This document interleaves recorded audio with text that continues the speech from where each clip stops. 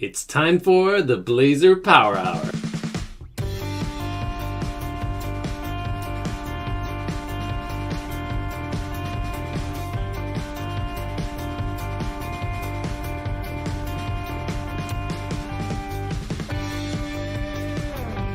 Welcome to the Blazor Power Hour.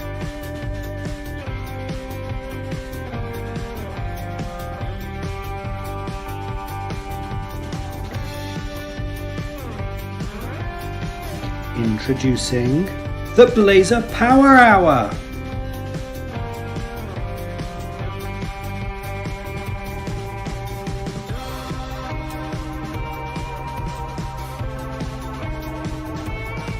No, seriously, it's time for Blazor Power Hour.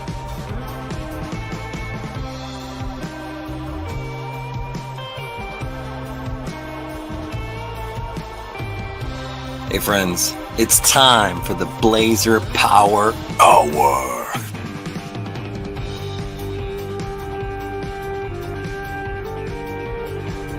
Hello everybody, and welcome to the Blazor Power Hour.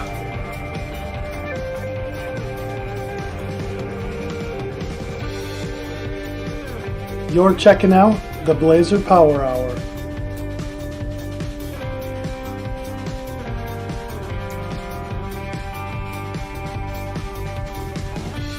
Welcome to the Blazor Power Hour.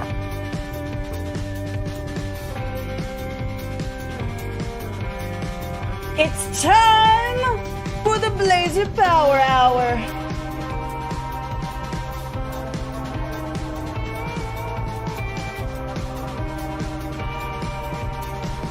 Are you ready? Are you set? Got everything all ready to go? Let's do it. Let's do the Blazor Power Hour.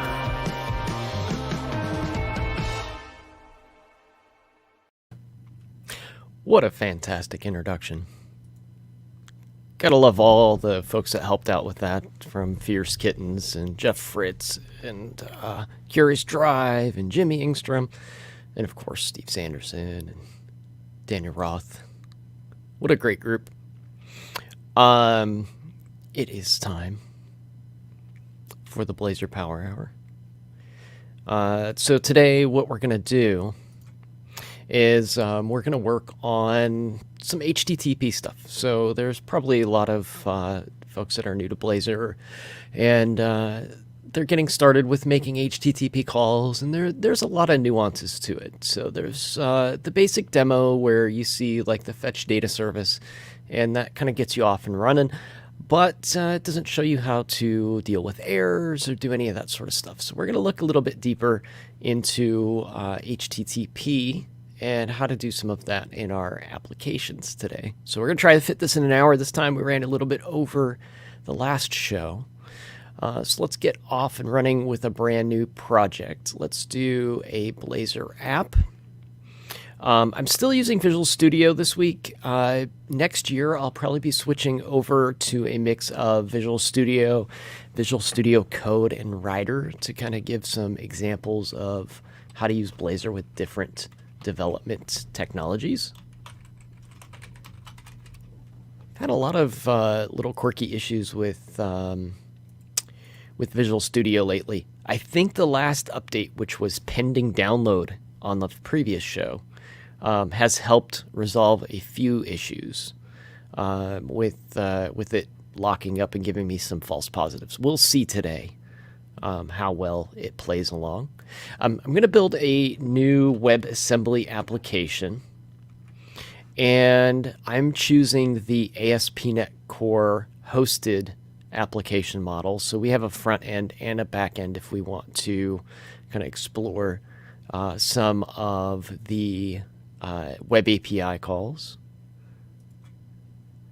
It's time to get Blazored. And that intro is fired. Thank you very much, Chris. Mr. Magoo's here. Thanks for joining me, Mr. Magoo. It's always nice to have you here as my fact checker and reliable compiler. Since the one in Visual Studio can be a little bit quirky. Mr. Magoo probably catches compiler errors before Rosalind does. So that's always great to have you around. Inject, welcome back. Nice to have you here as well. We're going to ignore the server bits for now. And I will get my zoom tool up here. Or not. Or I'll misspell it. If you're on Windows and you do like Zoom calls and stuff where you need to do like weekly stand-ups, Zoomit is a great little tool. You see me use it on the show all the time. That's the one I always forget to load up, but managed to get it up here at the last minute. So Zoomit, just do a quick Google search for it. If you're on Windows, it is a great little tool. It lets you do stuff like this. So we're going to look at today the client side here. I've grabbed the full stack version in case we want to keep an eye on the server side and see what Web API calls. The alert came up as CSS. So we're still trying to figure out how to make Facebook and YouTube play along. So StreamYard seems to cache some of the metadata somewhere, and we're still trying to figure out why it's doing that. But thanks for the heads up, Ancient Coder. Yeah, that CSS was last week. So it looks like, maybe, hang on a second. Maybe it's not StreamYard. Maybe it is Twitch. Edit stream info. Oh, yep, there it is. I got it. Let's go ahead and fix that. Oh, no, that one's showing the right one, too. Nope, it's not that. So that one says HTTP. Went to change it, and it's the right show. So not sure. That was last week, was CSS. So somebody's got that cache somewhere. All right. So we're going to look at HTTP. When you do file new project in Blazor, it comes with a fetch data example that has an HTTP service already injected in it. So give me 1 sec.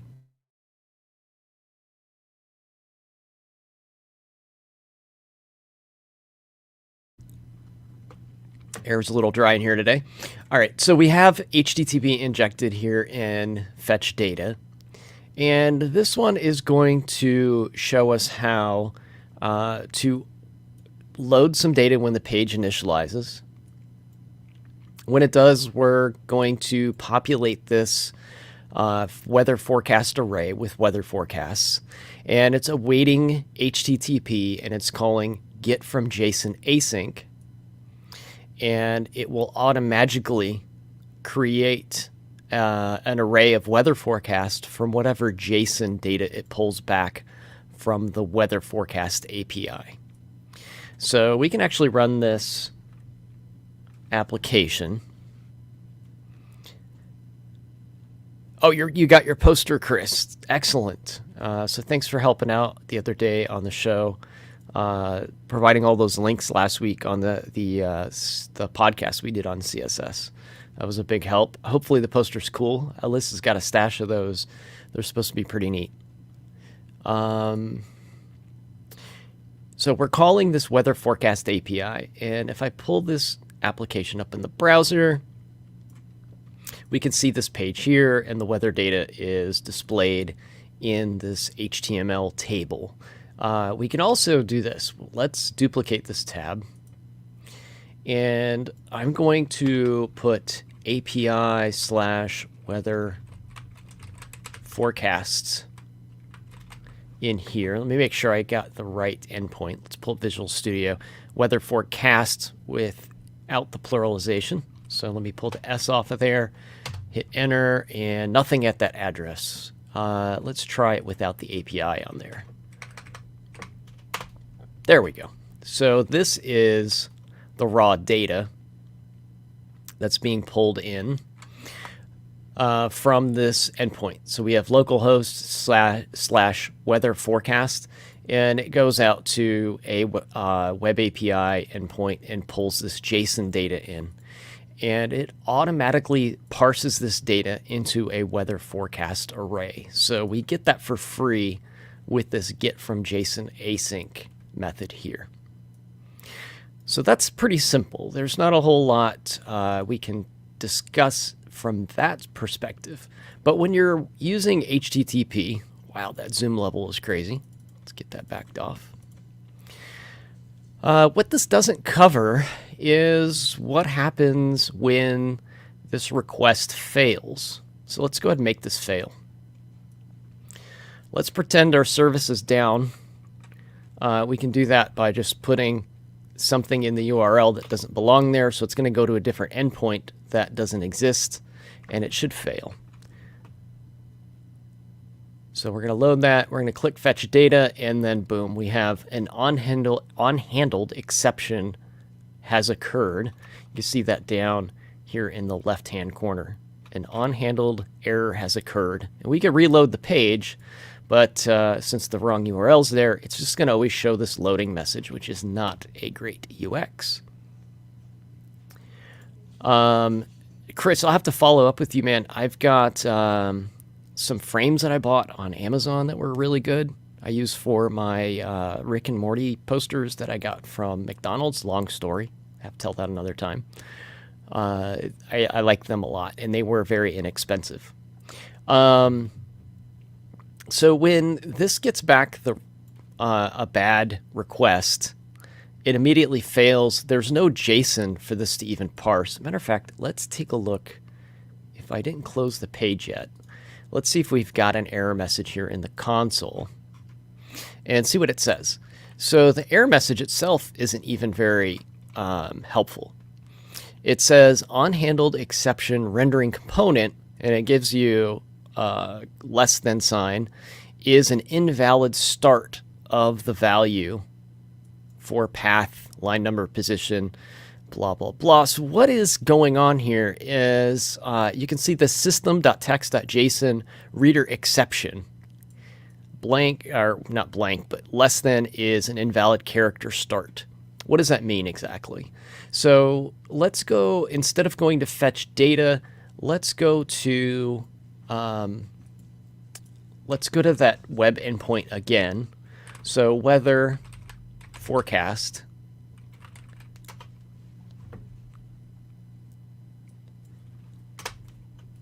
Should look like this. Okay, it should be a string of JSON data that we're getting back. That's what the application is expecting. Does that error message show up only in the dev environment, or does it look the same with production flags? That's a great question. I'm going to make an assumption that the full error message is hidden. You're still going to have the yellow banner. That's an exception, but I believe that error message is hidden. It's something that we should probably look at later. Let's look at some other stuff first. We can get around all of this if we just handle those exceptions ourselves, rather than push that stuff out where it could potentially even show up on the client. So what our application expects is a JSON string, an array of JSON data. And what it's getting back instead is, let's go in here. It doesn't really matter what the URL is I put in. It's getting back literally this page. So if we look at this page, what is the first character in this page? It is a less than sign because it is part of that doc type HTML tag. So it's expecting this over here. It's getting back this document in its entirety here. So it tries to parse this full HTML page as something it expected to be an array of JSON data. And when it does that, it chokes because HTML page is obviously not a weather forecast array item, and it can't parse it, so it fails. So we'll change that back. What do we do here? We can wrap this in a try-catch block. That's probably one of the simplest things we could do. I'll hit try, double tab, and we can do a try-catch here. So we could try to get our weather forecast, and if it fails, we can take the exception and catch it.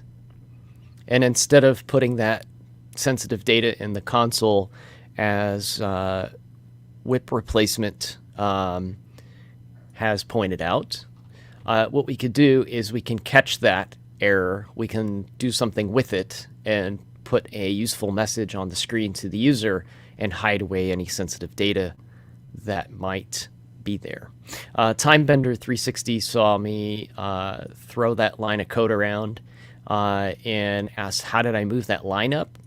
So I need to get the plugin that Jeff Fritz uses. Shows what keys I'm pressing. If you hold Alt on the keyboard and press the up and down arrows, you can shift around a line of code that you're focused on in Visual Studio. I think this works in Visual Studio Code as well. And you can even move entire code blocks. If you have an entire block highlighted, you can move that around. So Alt, just holding Alt and the keys will help you with that. Great question, Timebender.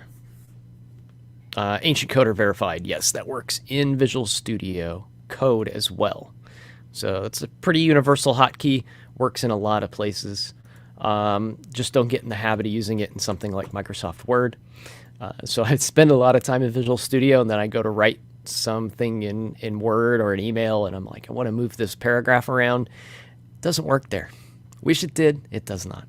Anyway, so first step would be to catch an error like this. So let's throw something very simple in here. This next bit goes is a dedication to my friend Chris DeMars, who is Salt and Burnham in the chat. I'm going to use a little bootstrap for this. Know it's your favorite thing, my friend. So we're going to set up a flag. We'll set up a quick flag here. It's a Boolean flag. And we'll say is fail. And then we'll just leave that as is. And up here, where our table should appear, we have if forecast is null, show loading, else show a table inside of this. And this is going to be a little spaghetti code. I know there's better ways to do this, but for now we're just going to smash it all in here. We're going to say if, we'll hit tab again, is fail, then we'll put an alert here. Div class alert alert danger, and we can put a custom message in here and just say failed to get HTTP. You'd want to put something user-friendly in here. I'm just trying to show that we can put a message up if there's a failure. This doesn't really tell us what our failure is, but I'm going to use that trick again and move this to the bottom. So if there's a failure, we won't show our table. We'll show that message instead. And then we need to set the flag here. So we'll say if there was an exception, we don't want to throw the exception back. We just want to take it and throw it away and say is fail is true. And what we would probably want to do in here is we would want to log some exception info, right? We'd want to log that to wherever our logs go in our application so we can... Dan Siegel's got the right message here. If it fails, you suck at this.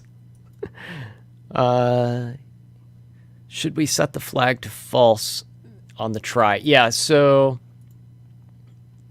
you would want to toggle this. So that's a good point. So if it's successful, then we want to set that flag to false. If it is true, then we want to, or sorry, if there's an exception, we want to set that to true, and then we'll show our message. Let's go ahead and this is, let's see, this is a successful call here, so we shouldn't see any change in our application other than it loads successfully the data. But let's go back now and throw this guy into a failure mode. And again, it doesn't matter what we call there. We're just going to pretend we're hitting something that doesn't exist or it's not returning the correct data. And the await, let's see. There is a small problem here.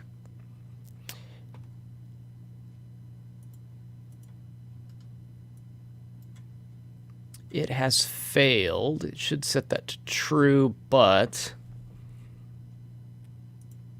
why am I not getting... Let's see, I'm still loading. Oh, because the data... Somebody pointed this out, and I glanced over it. Somebody in chat caught this. The value is still null in this case, because forecast still is null. So forecast needs to be set... Let's see if we can do this. We'll just set it to an empty array. Nope, it does not like that.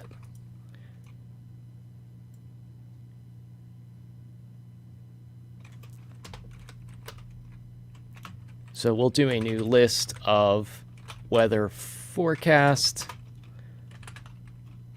and then call to array on it. So we'll just throw an empty value out there. Ugh.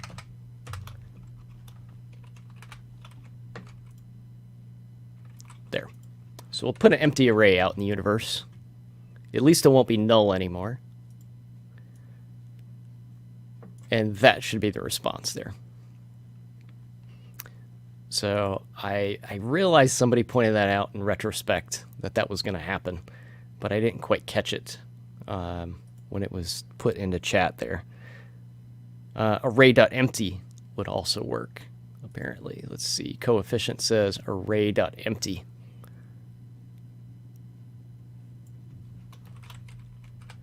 Again, there are better ways to do all this. I'm just kind of showing the patterns that you can, the troubleshooting patterns you might go through here. So there's this. This would work. But there's also another way to tackle this, too.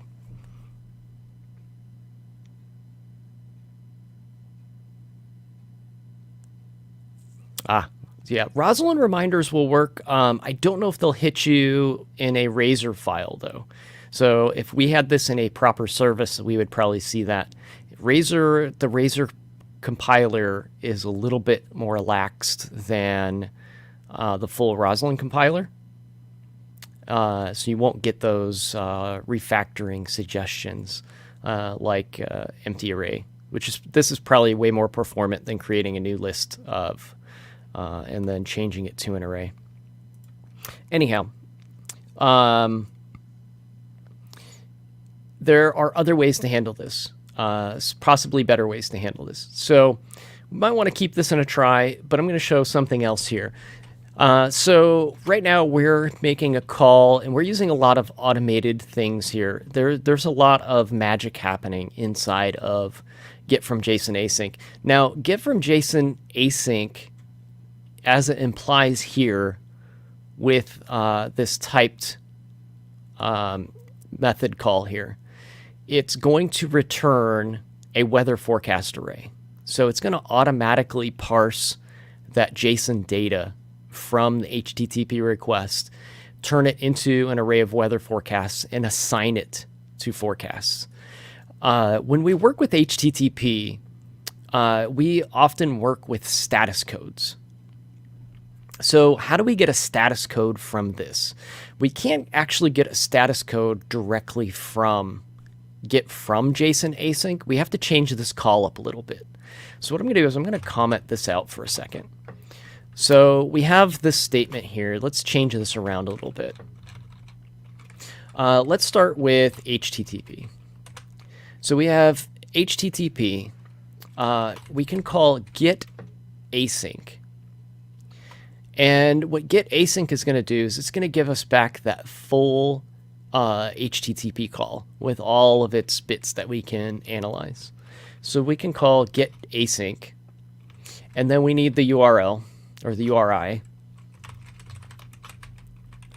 we call weather forecast. And let's go ahead and set up a place to hold this information. So we could say get response, await, get JSON async. Now we have a full response that we can look at. And what I mean by that is I can say response dot, and look at all of the properties that we have now. So we have status code, content is success status code. So that's a canned version of, a shortcut version of this status code here. We can look at the headers. So we have headers, the content, and then there's some more additional properties underneath of that as well. There are reason codes and reason phrases, request messages, version numbers, if the API is versioned, etc. So now what we can do in this scenario is let's take a look. We can do something really simple. We could say if response dot is success code.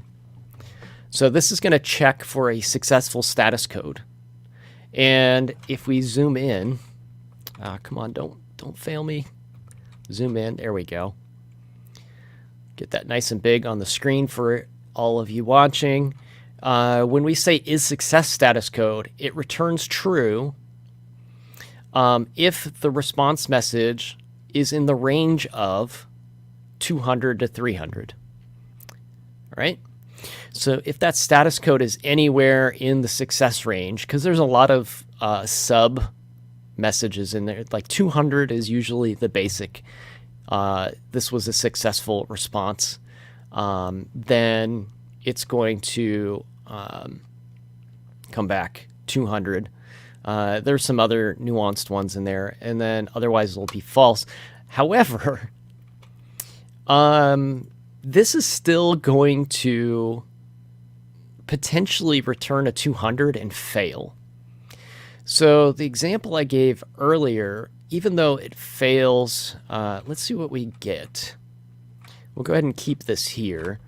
Let's put a fail mode in. Let's double check my theory here. Let's see if we get a 200 back, because the routing is going to take place and it's not going to find the web API endpoint, so it may fail back into a default page, which is still a successful API call. So let's see what we get back. If it's a success, or if that response code is a success, let's just go ahead and put this in to a message here. Let's go and put a string.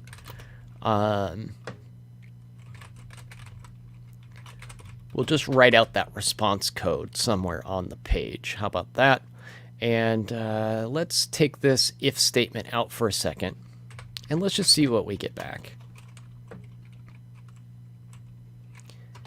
So the response code, we'll set that equal to response dot status code, and it's not going to want to assign to a string, so we'll go ahead and toString that, like so. And then great point by Dan here. If you're worried about getting the default page, you can check the response type header so that you validate you got application.json and not a web page. Great tip, Dan. So let's see what we're going to get back. And then we can dive into Dan's suggestion as well. So there's another thing that we haven't done here yet, and that is what the original code did was it actually set the forecast data. So we still need to do that. So forecast equals, and we have to await again. So we're on this first call, we're going to await the response. So we're going to make the HTTP call and await the response back from the server and wait for that to complete. So the reason we have to await again is because we're going to take the response and we're going to await the parsing of the JSON into serializing it into a weather forecast. To do that, we're going to say response.content read. Let's see. We've got read string async, and then read from JSON async. This is going to match up to what we had before. Read from JSON async. So we know we're getting a JSON response back. And we want a weather forecast array here.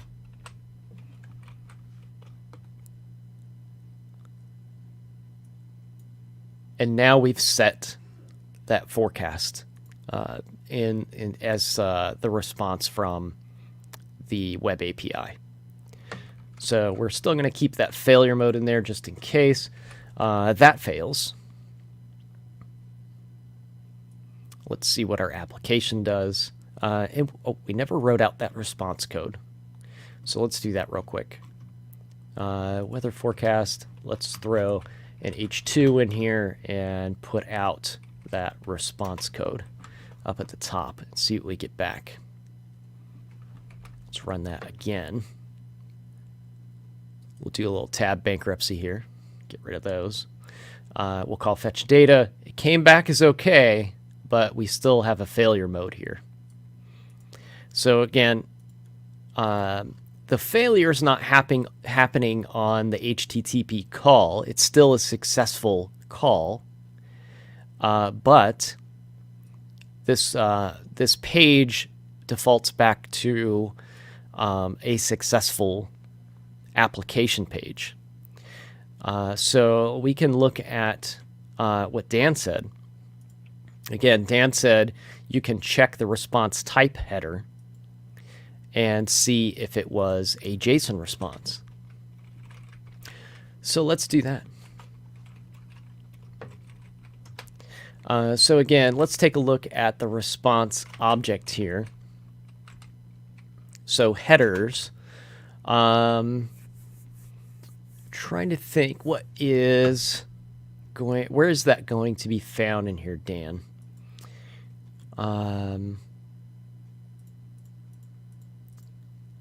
And this is, let's see, HTTP headers, response headers is plural. So this is going to be, it doesn't appear to be a list. Let's see what we get back, actually. Headers is an array.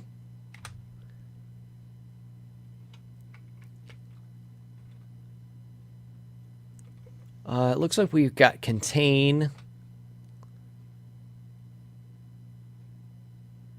accept ranges. Let's see here. Yeah, we can see that it's a collection here because we can come back as a queryable. So we can see link is getting involved here. So headers dash header name.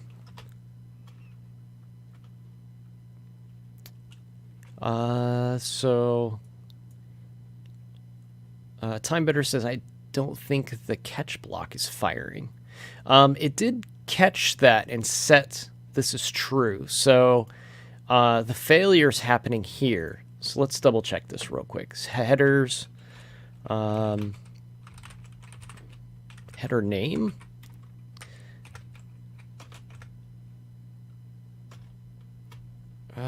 It's not letting me use that code there. Let's see if we can set up real quick. Let's do this. This is a lot better, I think, for now. Let's set a breakpoint here. Let's see if we can get Blazor to break on this. Let's see if we can break on the point where we're calling the API.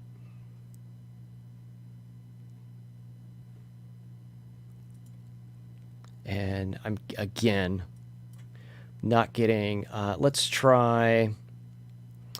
Mr. Magoo showed me this the other day. Let's see if we can get this to work. On the program.cs, I think it was.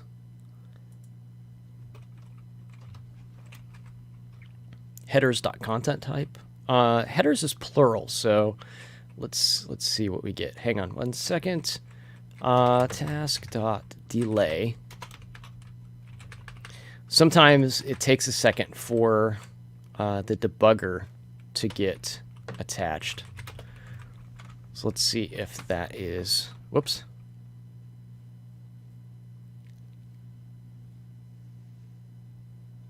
Ran without debugging there. Let's try this again. Let's run with debugging.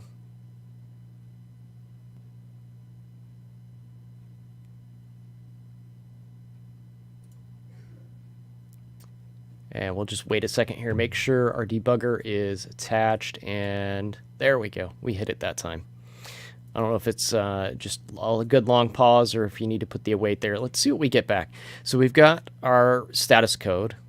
And this, somebody mentioned that the try-catch might not be working. We are in that try-catch pattern because, first of all, we hit a breakpoint in the try-catch. And then when we're done, we're seeing...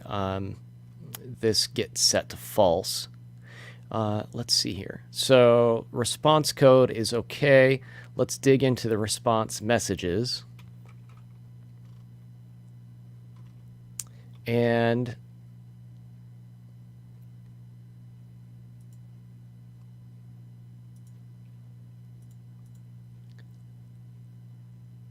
let's see what header information we have here.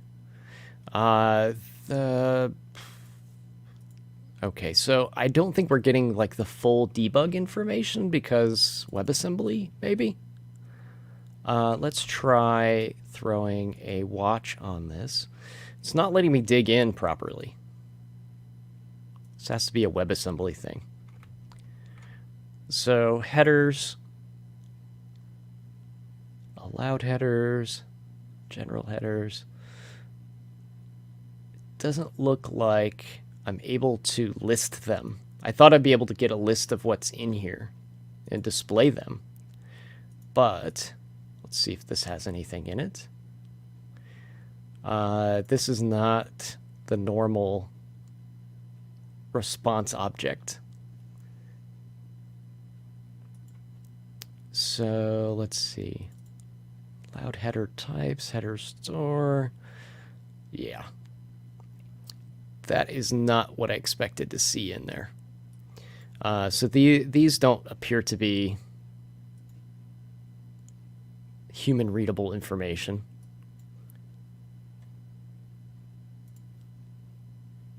If this was not a WebAssembly app, I don't think this is what this would look like.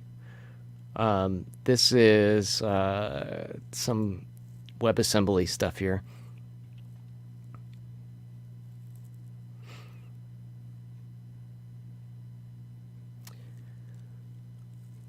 So let's move on. The point being here that we do have a successful API call. We do have a successful API call because of the way the web API defaults back to just that empty Blazor page. So it's just failing over to a basic HTTP page or Blazor document that's got nothing in it, and it's trying to parse that out. So that's why we hit here with the response, and it fails to parse correctly. Let's see if we can find that header real quick. It would be, let's see,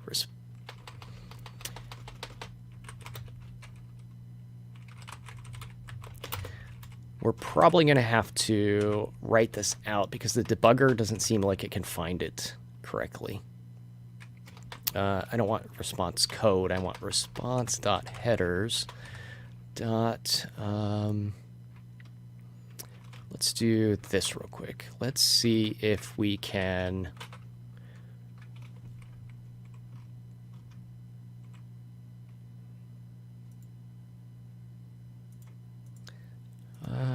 let's see, var response. I'm trying to think of a clever way I can just put all these out in the open.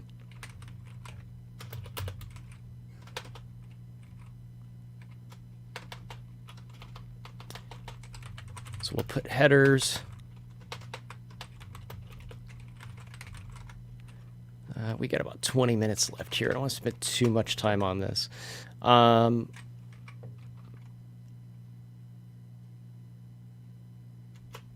See what get values gives us here.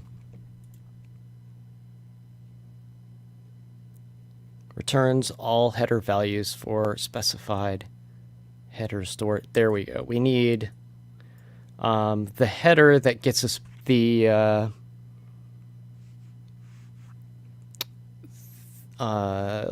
you know what we can use? Let's do this. Sorry about that. Let's go to Fiddler. Fiddler will give us the information we want. So let's do this. Fiddler's going to intercept the HTTP traffic. Let's refresh this page if we can. Nope, can't do that one. Got to rerun the application. Let's do Control F5. I'm going to run it without the debugging. Bring this back up to the main screen here, and we'll clear this window out and navigate to fetch data. We can see it come back as OK and fail. And we can see our headers in here. So the request headers,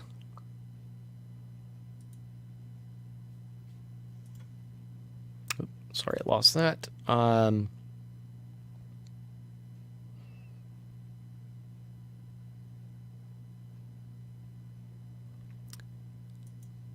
Sorry, response header. So we want to look down here. So it's going to be content type is what we want to check. That's the header name that we want to check. So we could check the content type. If it's text HTML, we don't want to try to parse that. So if we do a get right here, var header equals response dot headers dot get values. Let's see if we can do this. Should be the content type. Let's see if we can get that content type back. I think this is what we're trying to accomplish with Dan's suggestion here. So again, we'll just throw this in a string and say that the header is that, and we don't need the var here now, and we'll just display this on the screen.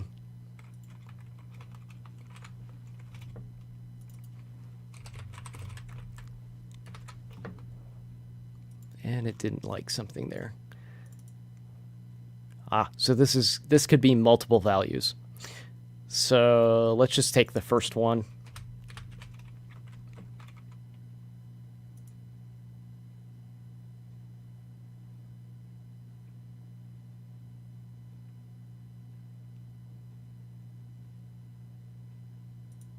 And it's not liking that. Get values. I don't know if I broke it or what. It looks like the Razor compiler is going nuts again. This is what happened to me last week, is when we start getting into the weeds on an issue. Okay, so that... Why does it have an ambiguity between... It's not defined twice, is it?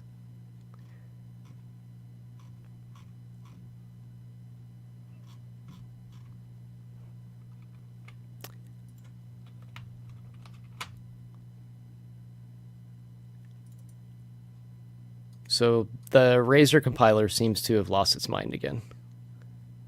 This is what happened to me last week on the show. Okay, now I've got a legit error. All right, so it's back to normal. I was trying to get the first item, because this is bringing back an array. And it's trying to cast an IEnumerable. Let's just get the first item off of it. So I can't, I want just a singular item. There we go. Time to restart Visual Studio. No kidding.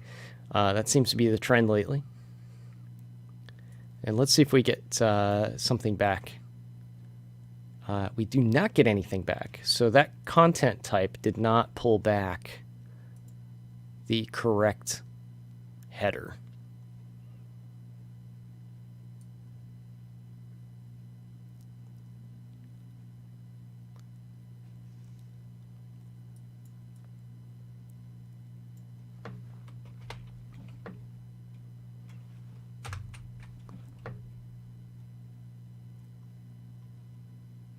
All right, so we're gonna ditch this idea temporarily. I'm assuming you can do that, but I'm not looking in the right place for that header. This is still a necessary try catch because there could be some error in this approach somewhere. Whether it's even if we get the header properly identified. That's still going to leave us open to an error if, for some reason, this JSON data is corrupted, or maybe the JSON definition changed and it doesn't match up with the weather forecast anymore. Hopefully that wouldn't happen, but that's something that's a possibility if your versioning isn't correct or something. You're hitting the wrong version of the API. Maybe that weather forecast has changed. There's always a possibility that there's going to be some kind of parsing error. So it's always good to have a try catch around it. So this gives us our validation that this is going to be a successful API call, and if it is not, it's going to do something with this error message and handle that error message for us. All right, so another thing is we're dumping all of our HTTP client and requests into the page. So if we wanted to take all of this information and put the responsibility in a service, we could do that as well.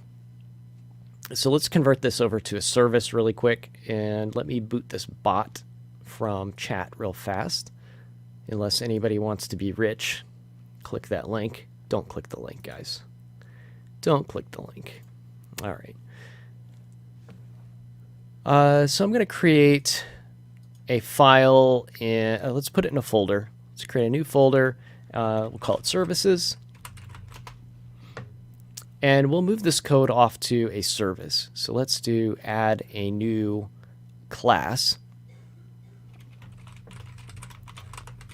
We'll call it weatherservice.cs. So we'll create a service here, and we're going to take and we're going to move this response request information to this service. Now, to create a service, we need HTTP client here. So we're going to say constructor.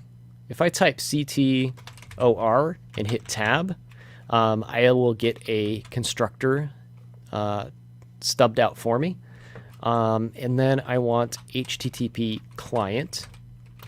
And we're going to get this through dependency injection. So it's going to go in the constructor here for this other service. So I'm going to hit control period. I'm going to get system.net HTTP. I'm going to hit control period again over on this side and let it go ahead and assign that variable for me.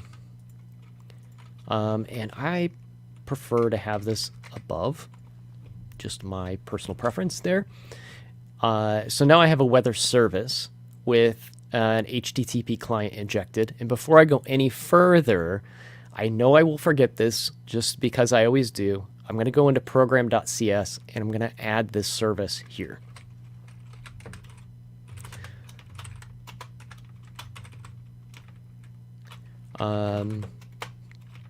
We'll go ahead and add this service, and this is going to be a weather service.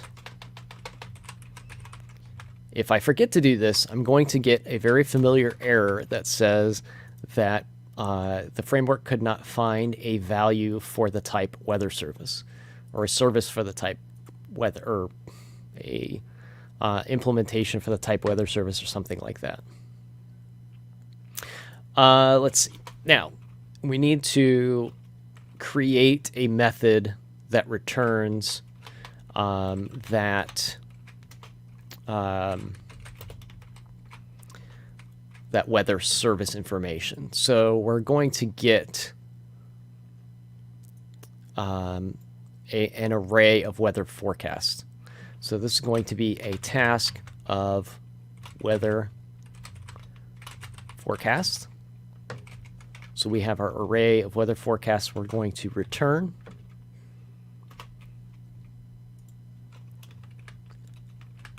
And we're not really accepting any data into this, so we don't have any parameters. Oh, and I need to name it. Get weather forecast sounds good to me. We'll go ahead and call it that. And then we can move our code into this section here. What is not going to work is this try-catch code, not in the way it's written. So we'll move just the weather forecast information out, and we'll put that here. So we need to change some of this up just a little bit.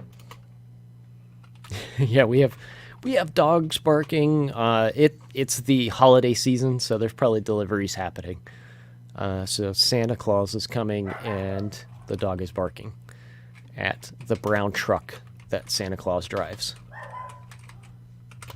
If you have children, you probably understand what I'm talking about. Let's see. So we need to return an array of forecasts. So we will go ahead and let's call this var forecasts, because forecast is no longer in scope. That is what is on our Blazor page.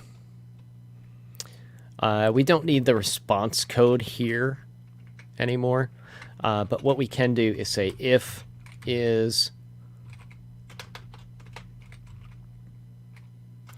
response dot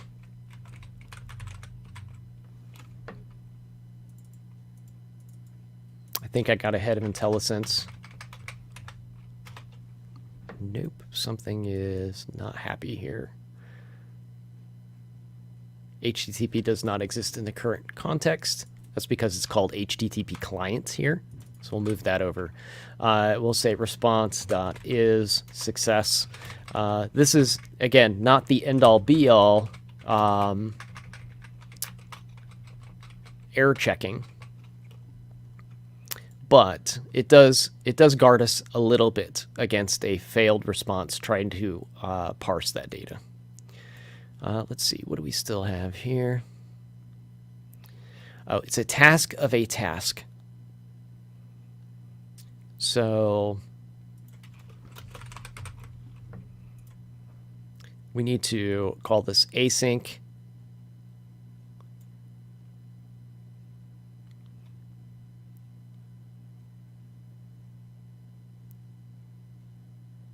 And let's see here.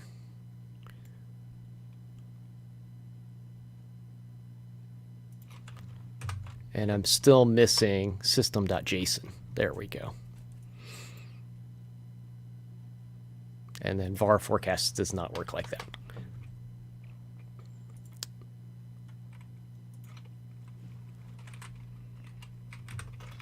We'll go ahead and return there. If this is not a successful response.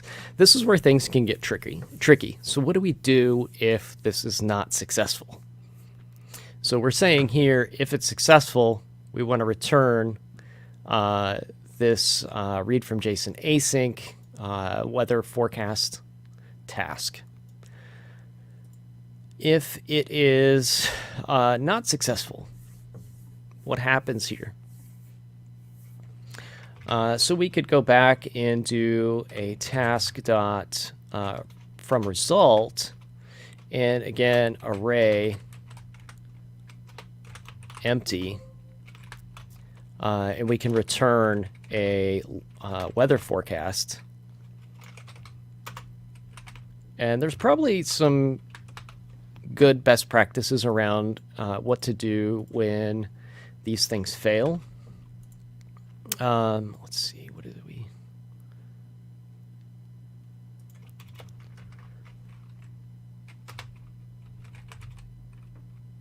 No, that's all right. Not await. Let's see, what have I got wrong here?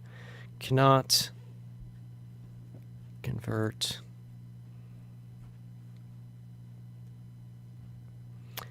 We could return null.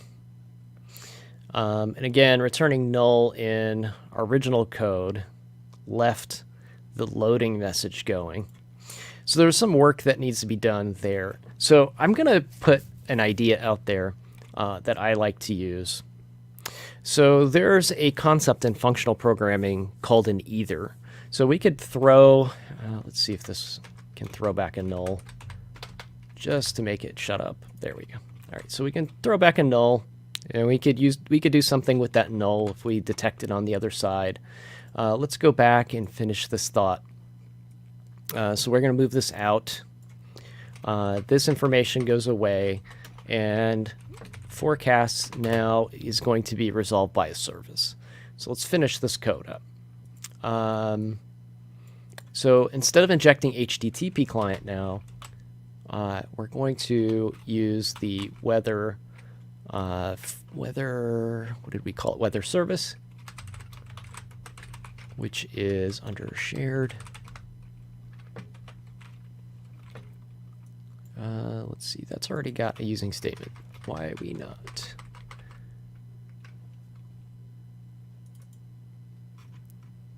Client services. There we go. Got to get that in full namespace in there. And again, I don't get the magic of control period here.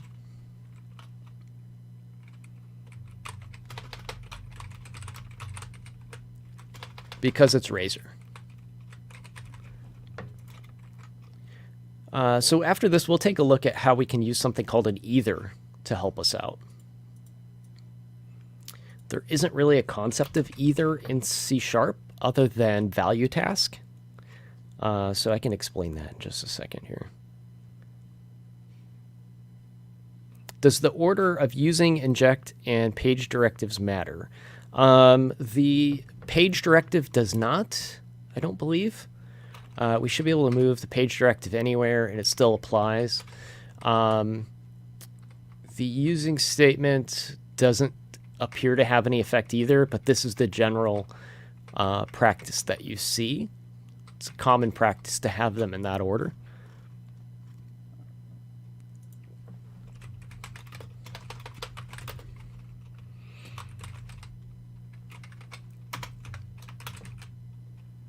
So we'll call weather forecast there. And now our page should still work. We may not see that error message properly displayed because it may go to a loading state forever because it's always null. And we could always trap that null. It did work. So that failed. Let's go fix the failure mode. Let's go ahead and pull this back into a correct response and make sure that we get a valid. There we go. That worked. So now you can see we're using a service to get the data. So we've taken these HTTP responsibilities off the page, and move them out to service. This is super helpful for a couple reasons. If I decide to move the Blazor application to run server side, or maybe I'm doing some unit testing or integration testing or something like that, I might need a service that can handle multiple ways of fetching that data. So what I want to do in that scenario is, instead of having a concrete weather service, what I'd like to have is an weather service or an interface. And that's really easy to set up once I have all the methods that that service is going to use. I can simply come up here and look at my quick actions in Visual Studio, and I can say extract interface, and then I can pick the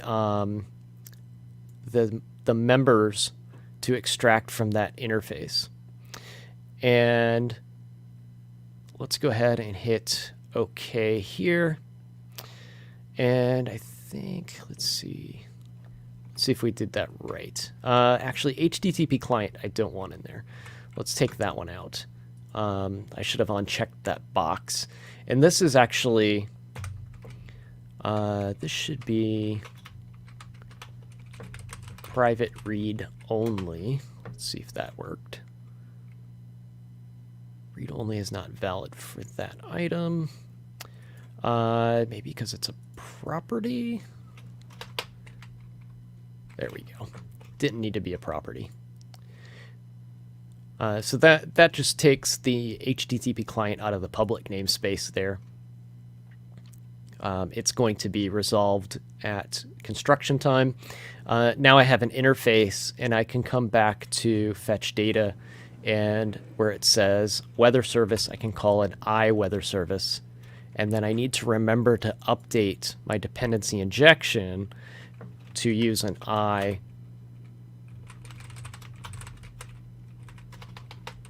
weather service here. And what this is going to say is, wherever you see an weather service, give me a concrete weather service. And I will still have that HTTP service. What's nice is I can replace this at any point in time with other services that have that same behavior.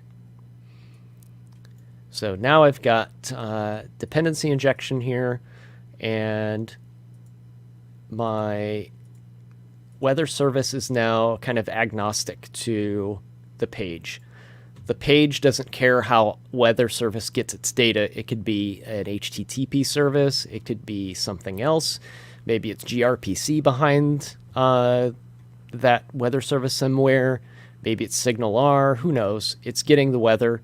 The page itself, or the component itself, really doesn't care what the weather service is doing to get it. Now, let's look at one last pattern before we go. This is one that I think is kind of clever. I like. Your team that you're working with may have opinions. We'll kind of preface by saying that. This follows some like functional programming type guides. This is something that you can use, though. We can create a higher order function out of the weather forecast service. So weather forecast, when we're using something that's going to get data, there's a chance that it could error out, and it might bring back data, or it might bring back an error. It's kind of a multiple states that are types that it could be. So it's got two types that it can return. This is usually called an either. There is one either that I know of in C#, one either and one either only, and that is value task. So value task is going to return two things. It is going to return a value or a task that returns that value. So that's the only either that I know of in C#. There may be more, but that's the only one I've identified. We can kind of create that without adding extra frameworks and all that nonsense by just writing some functional code. So let's look at our weather service again. And what we can do here is let's create a function. Let's call this public async task. And this task is going to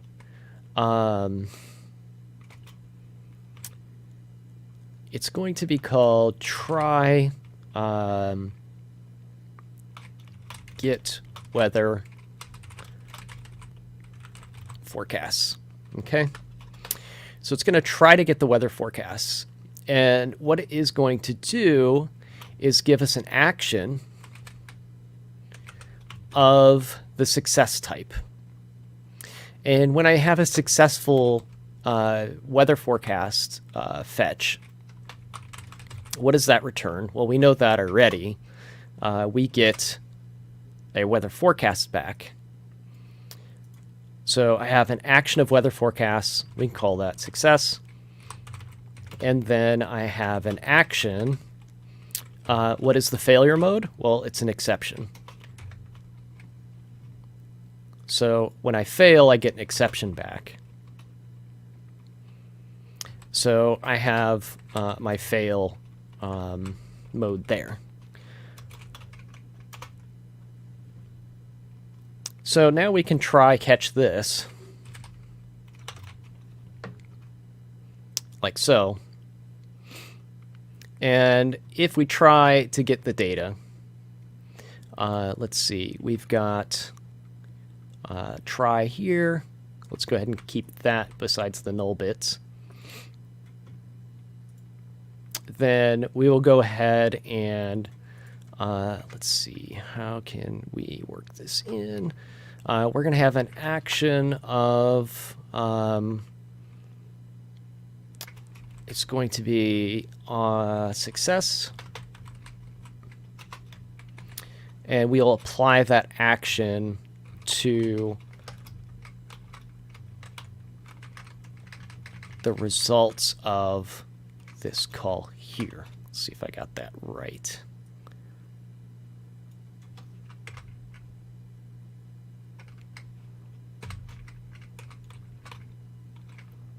So we're going to delegate how this is handled. I think I have too many curlies here, too many braces. So if it's successful, we're going to delegate to the function that is supplied what to do with that data. If it fails, we will delegate again to what the user has defined as their exception handling. Oops, I put that backwards. My mistake. All right, so now we have try get weather forecast. We need to put that in our service, by the way. Let's see if we can. I don't know if there's any quick.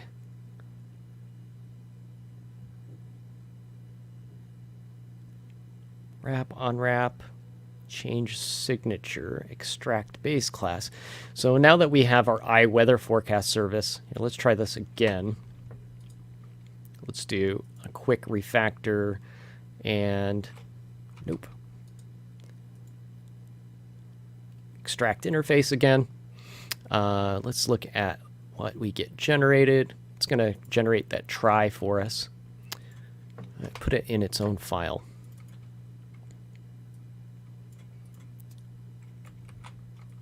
I was trying to let the tooling handle this for me, and I goofed it up. Going to remove that, go back to iWeather service, and paste in that other method. So now the signature is an action. Try get weather forecast is an action of success and an action of failure. So action success gives us a weather forecast back. Exception action fail gives us an exception back. So now in my service, or my fetch data component, let's take a look here. And sorry, I got off a chat room.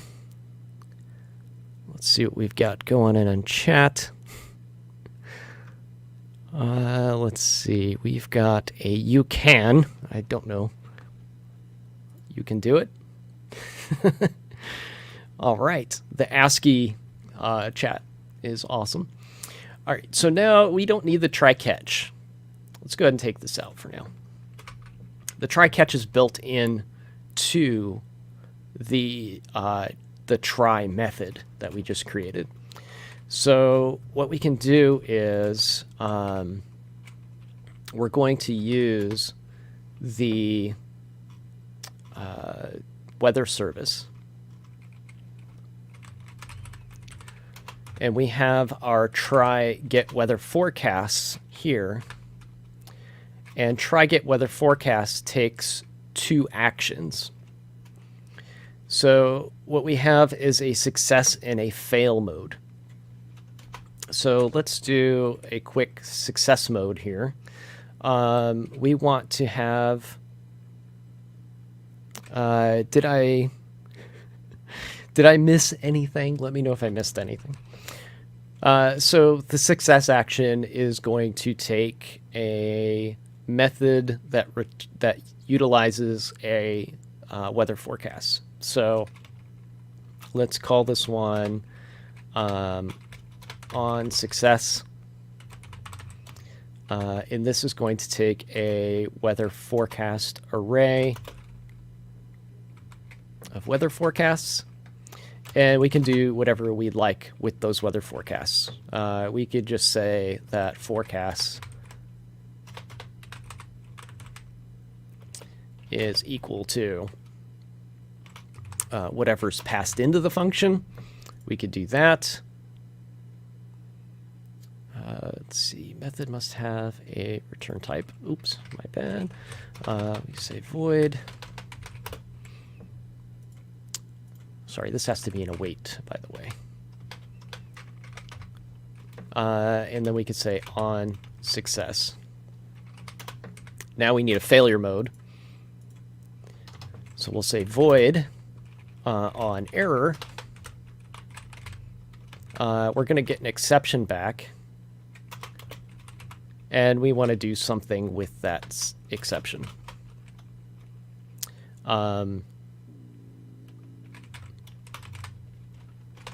we could say is fail equals true.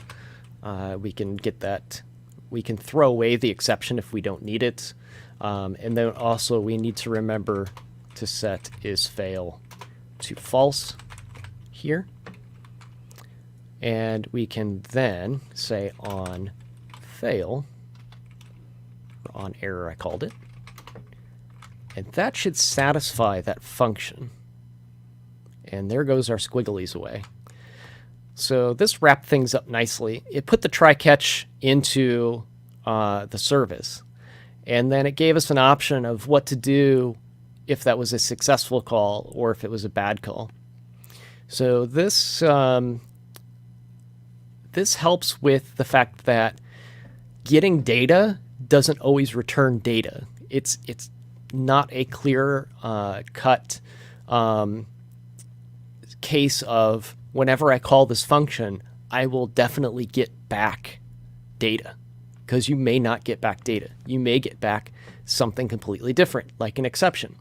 So this gives us a way of handling that. So we can say if it's successful, I know for a fact on success I get back weather forecasts, and I know for a fact that when it fails I get back an exception, and now I have a way to handle both of these.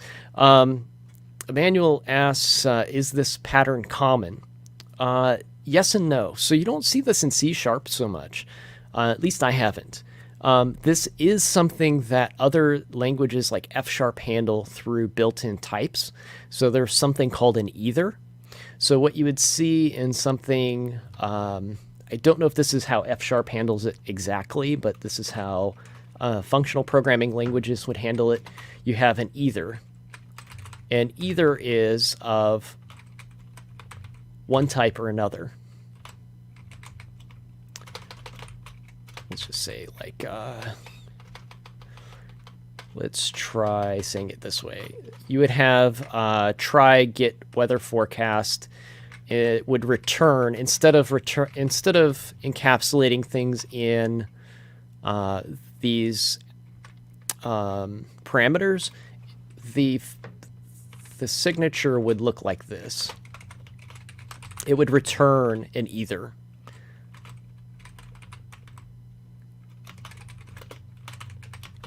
Like that. So there's actually a type.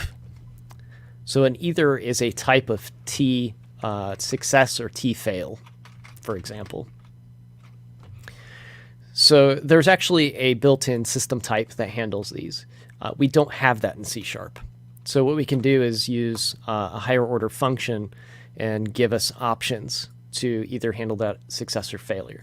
Another place that you see this pattern is in JavaScript.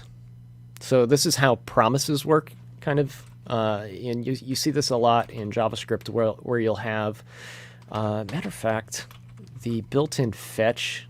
Let's see if fetch actually looks like this.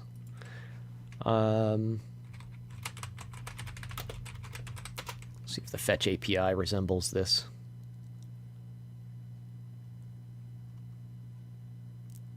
We have then in here.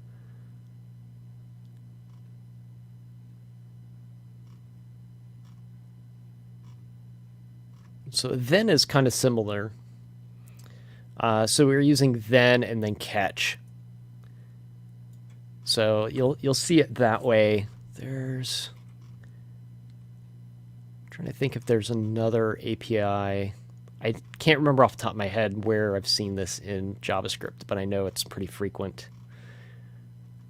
It might be, let's try good old jQuery.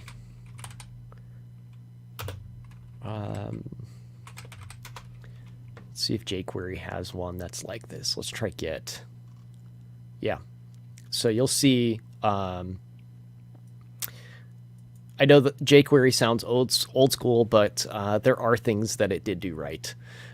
So you'll see their get API or their Ajax API, for example, has a success. What do I do when I have a successful Ajax call? This one has things like done, fail, and always. So these are patterns that are common in programming, maybe not so much in C#.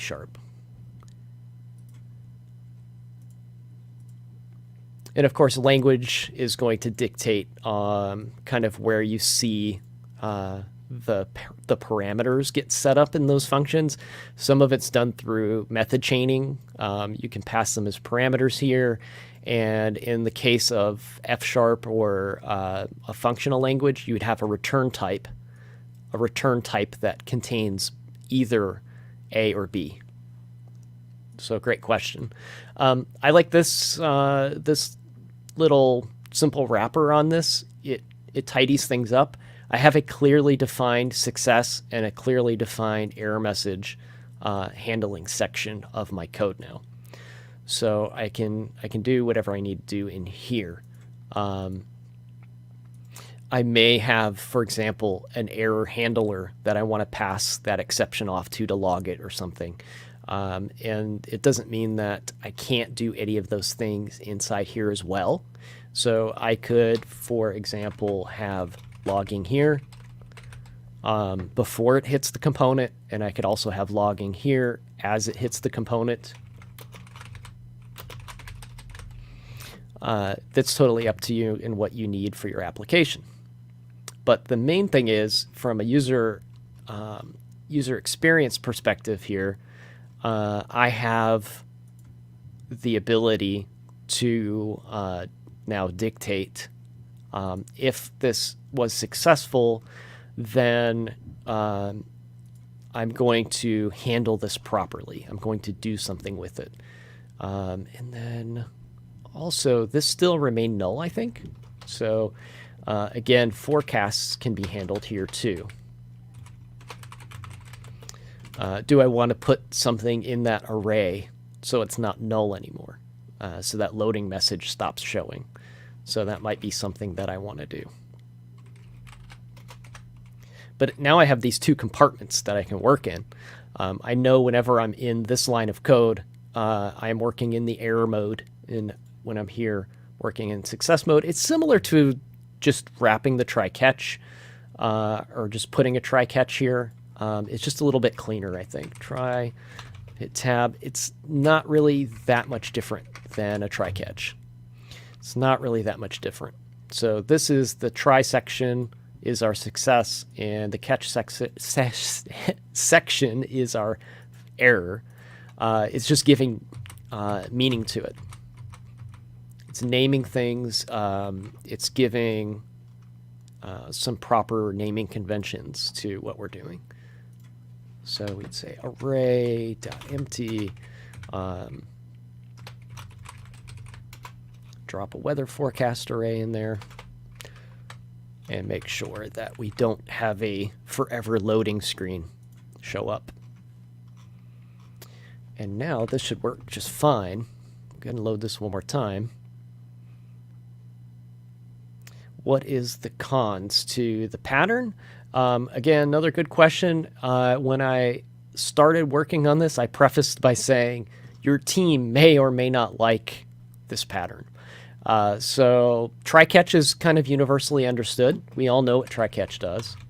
When you have many lines of code involved in a try-catch, things can start getting a little messy. Again, it's not really doing anything different. So if I were to take this code and place it here and move this here, this is all pretty much the same thing, but some developers may say that this is easier for them to read. Some may say that this is easier for them to read. So it's a matter of preference at that point.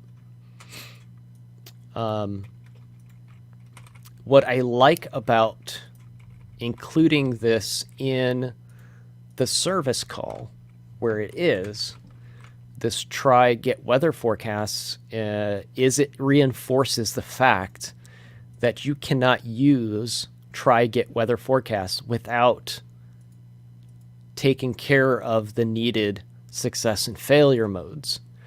So it implies by convention that this has to be done. You have to have a success and you have to have an error in order to get the weather forecasts back. It doesn't leave somebody open to writing code against it and setting them up for failure where they're not going to handle the exception. It doesn't mean that they're not going to write code like this either, though. I mean, you can only hold hands so much before somebody does this.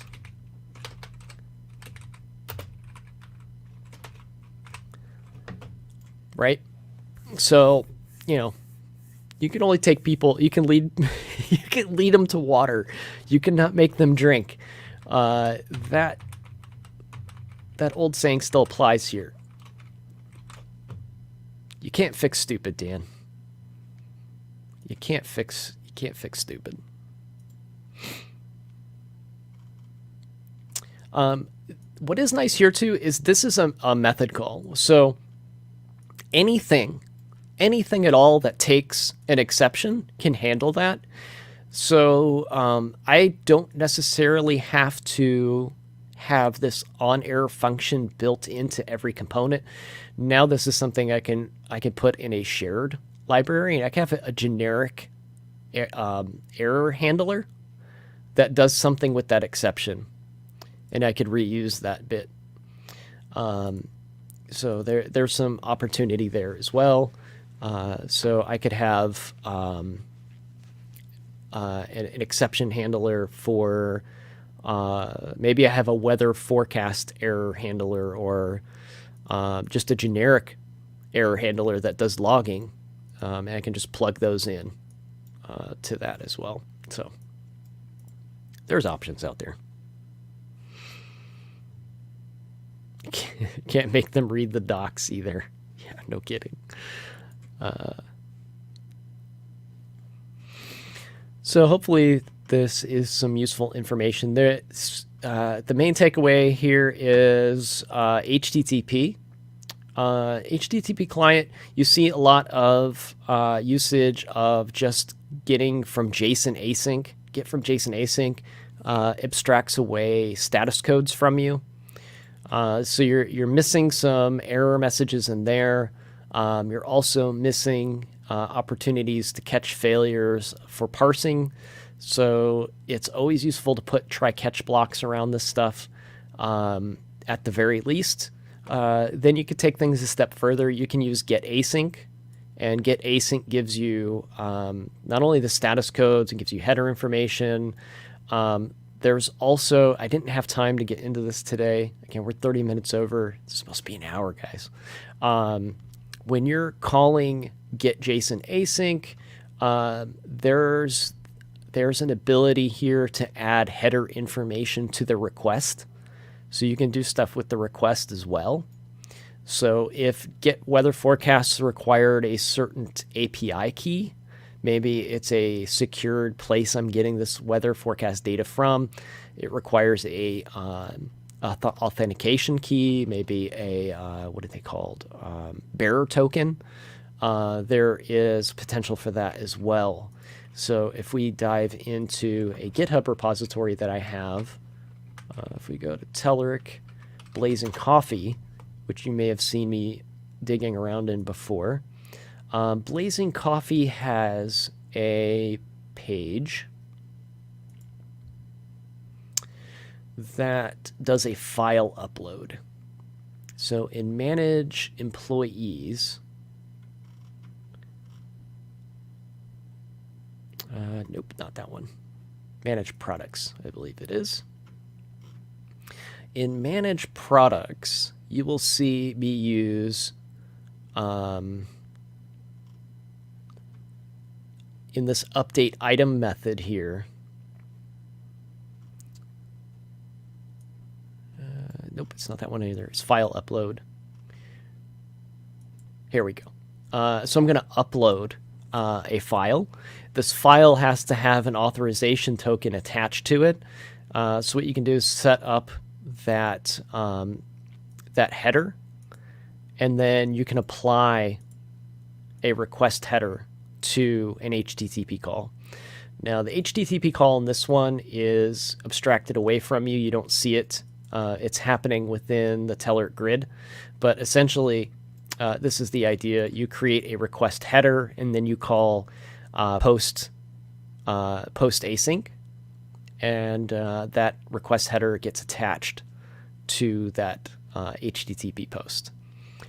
So if you're needing to do any of that, you'll need to kind of go away from the abstracted post as JSON async and use the just post async method. So this lets us do more. You'll see that there's 7 overloads here. So I couldn't get into it all today. You can do cancellation tokens as well. HTTP complete operation. So there are some other paths in here that you can use. So again, and post is JSON async, has headers in it. So if you look at HTTP, there's a lot of stuff. Get byte array, get from JSON,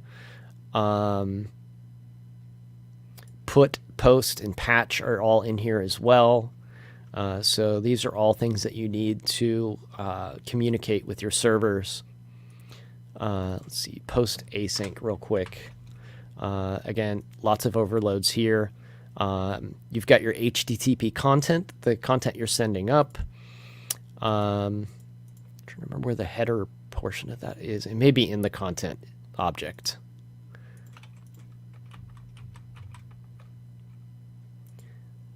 It's a topic that's way deeper than an hour show, but this was just about fetching data pretty much.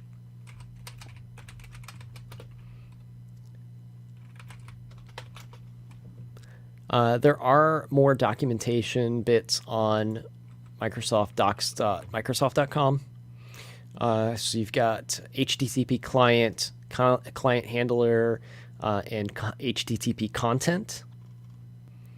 So there's a lot of stuff in here that you may need in working with your APIs. Can I do a session on authentication and authorization in Blazor Server and Blazor WebAssembly? Yes, I could do that. And I don't mind doing something that somebody else has already done. But I think there's some good material out there if you want to kind of get a jump start on that and watch it today. A good friend of mine here, Curious Drive, I believe, has some authentication bits. You don't have to wait for me to cover that.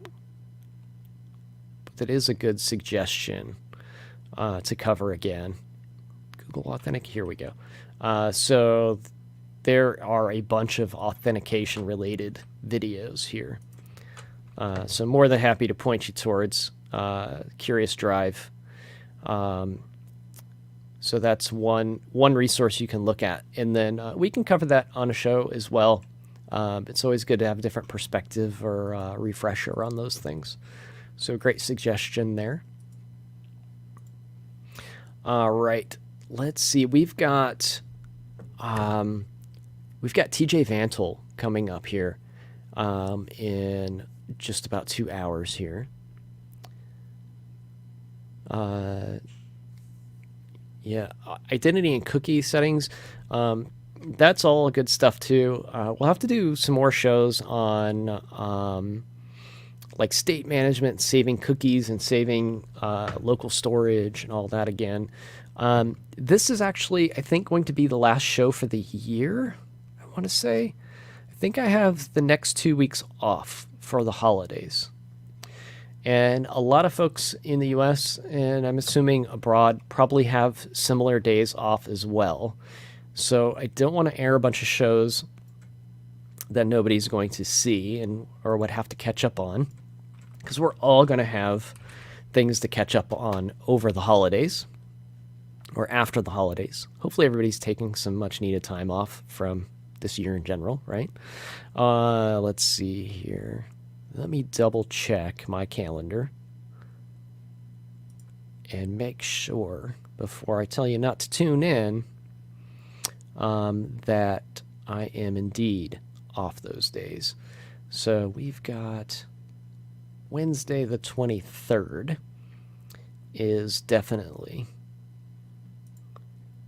a day off. That is next week. And then Wednesday the 30th.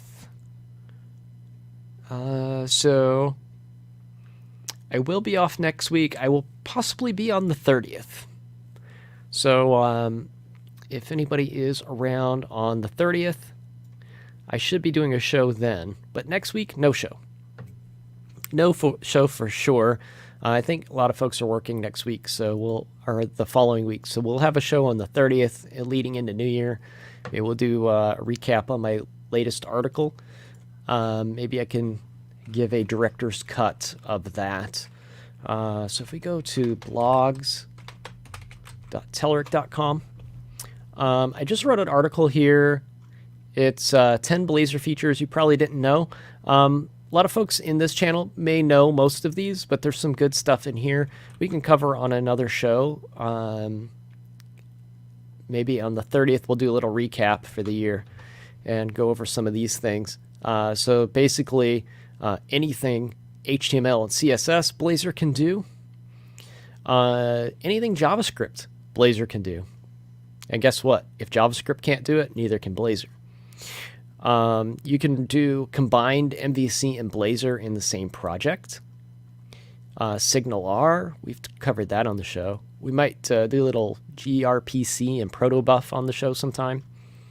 Razor class libraries we talked about on 2 shows prior. Lazy loading we haven't covered yet. Something we could talk about. Lazy loading in JavaScript.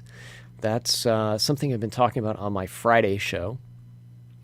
Pre-existing .NET libraries and full stack testing are other great things. Dan, no. So Dan says, not true. JavaScript cannot run C#. But it depends how you look at this. So if you are using Blazor in the JavaScript interop, technically you can make calls to JavaScript from C# and calls to C# from JavaScript. So it can run JavaScript if you're running Blazor. Or sorry, it can run C#. JavaScript can run C# if you are running a Blazor application. So vanilla JavaScript by itself can't run C#, but without Blazor, yes, exactly. I imagine, though, at some point there is, quote, vanilla JavaScript in the Blazor framework that is allowing this to happen. You still need the .NET runtime to run C# code. So just like we need a JavaScript engine to run JavaScript code. So I'm not sure if that's a fair comparison, Dan. I'm going to agree to disagree on that one. All right. TJ's coming up here at, I believe it's 1 o'clock. Let's double check our calendar.